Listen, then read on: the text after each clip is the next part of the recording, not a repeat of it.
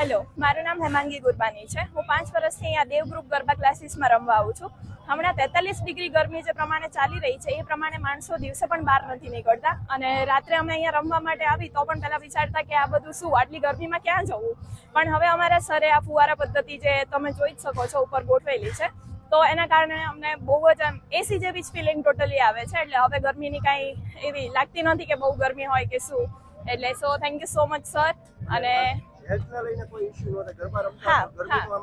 હા, ગરમી બધાને ઓલરેડી થતી હોય છે. ઘણા બધાને ઇશ્યુઝ આવી શકે કે ભાઈ કોઈ પડી જાય કે વોટ એવર, પણ હવે આજે ફુવારા પદ્ધતિ છે તો એના કારણે હવે એવું કાંઈ પ્રોબ્લેમ રહેતો નથી.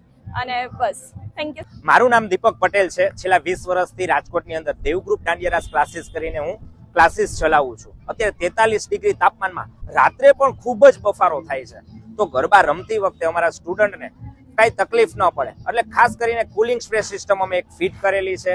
અત્યારે હીટ સ્ટ્રોકના પણ ઘણા કેસીસ બને છે, તો ખાસ કરીને ધ્યાન રાખીને કે ભાઈ રમતા હોય તો કઈ પ્રોબ્લેમ ના પડે એટલા માટે સ્ટુડન્ટનું પણ ખાસ ધ્યાન રાખીએ છીએ.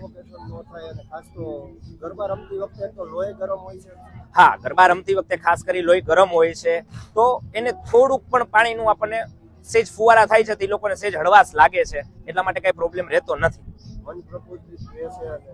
મન પ્રફુલ્લિત રહે છે અને ગરબા રમવાની પણ ખૂબ જ મજા આવે છે. જોકે વરસાદની અંદર રેન ડાન્સમાં બધા રેન ડાન્સ કરે જ છે, પણ આ ઉનાળાની અંદર કંઈક નવું લાવ્યા છે. જલપાબેન હુડકા. શું કહેશો, ક્લાસીસમાં તો ગરમીમાં ફુવારા સિસ્ટમ રાખી?